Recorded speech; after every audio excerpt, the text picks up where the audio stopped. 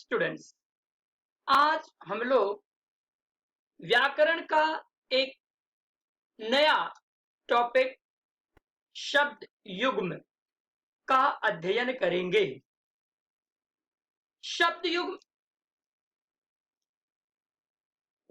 Means paired word. बहुत से शब्द ऐसे होते हैं जिनका उच्चारण प्रायः समान होता है, किंतु उनके अर्थ भिन्न होते हैं। ऐसे ही शब्द शब्दयुग्म कहलाते हैं। ये हमेशा जोड़े में ही प्रयुक्त होते हैं। इन शब्दों के बीच में योजक चिन्ह का प्रयोग होता है। हिंदी में कुछ शब्द ऐसे होते हैं जिनका प्रयोग गद्य की अपेक्षा पद्य में अधिक होता है। इन्हें शब्द युग्म शब्द या समुच्चारित भिन्नार्थक शब्द कहते हैं। तो छात्रों, यहाँ पर हम लोग शब्द युग्म का अध्ययन करेंगे। छात्रों, यहाँ पर ध्यान देंगे कि शब्द युग्म जो होता है यह हमेशा पेयर में प्रयुक्त होता है। दो शब्द होंगे और उनके बीच, उनके मध्य में योजक चिन्ह का प्रयोग होगा। तो ऐसे शब्द जो होते हैं जो पेयर में प्रयुक्त होते हैं वे सामान्यतः निम्नलिखित प्रकार में होते हैं। विरोधी शब्द होते हैं, मतलब जब प्रयोग किए जाएंगे पेयर में, जोड़े में प्रयुक्त किए जाएंगे तो ये विरोधी शब्द होते हैं। तो यहाँ पर कुछ शब्दों की सूची इस प्रकार है।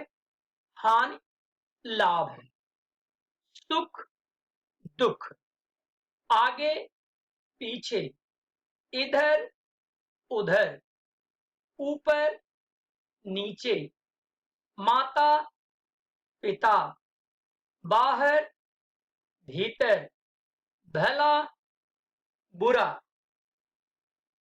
विरोधी शब्दों के अलावा कुछ अर्थहीन शब्द होते हैं, मतलब पहला जो शब्द होगा उसके बाद में जो दूसरा शब्द प्रयोग किया जाता है उसका कोई मतलब नहीं होता है। लेकिन हम लोग अपनी बोलचाल की भाषा में या जब कविता या कभी कभी जो कहानियां लिखी जाती हैं, जो रचनाएं गद्य की रचनाएं की जाती हैं, उनमें इनका प्रयोग किया जाता है।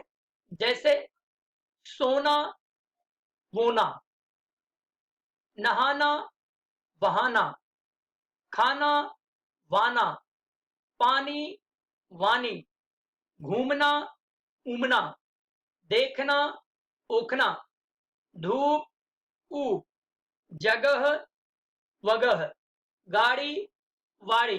तो यहाँ पर छात्रों देखेंगे कि ये जो दूसरे शब्द हैं इन शब्दों का कोई अर्थ नहीं होता है।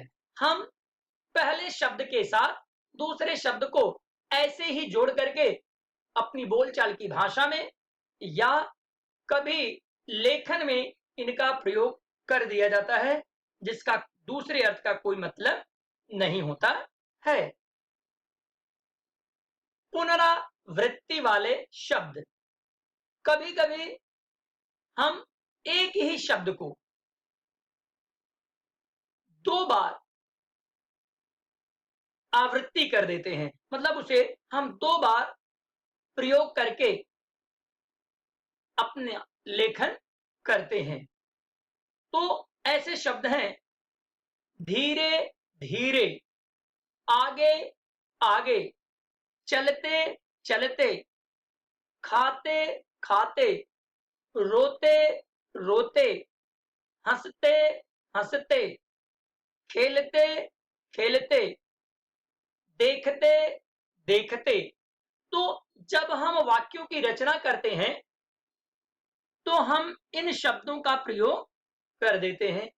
ऐसे में हमारे जो वाक्य होते हैं वे बहुत ही आकर्षक बन जाते हैं। तो हम अपने वाक्यों को अलंकारिक रूप देने के लिए हम इन युग्म शब्दों का प्रयोग करते हैं। तो छात्रों, एक बार मैं आपको पुनः बता देना चाहूंगा इस वीडियो के माध्यम से कि आप अपनी हिंदी की नोटबुक में इसे लिखेंगे और बार बार पढ़ करके आप अभ्यास करेंगे। तो छात्रों, धन्यवाद।